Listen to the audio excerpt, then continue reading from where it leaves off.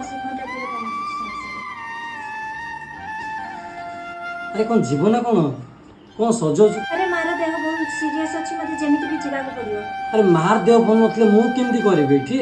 Please ମୋତେ ଯିବାକୁ ଦିଅ, ମାର ଦେହ ବହୁତ ସିରିୟସ୍ ଅଛି ପ୍ଲିଜ୍। ନାଇଁ ଜଲ୍ଦି ମୋତେ ଖାଇବାକୁ ଆଣିଦିଅ।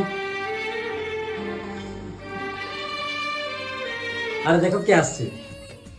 ଆରେ ମମ୍ମି, ତମେ ମୋ ସହିତ ଏବେ ପୁରା କଥା ହଉଥିଲ?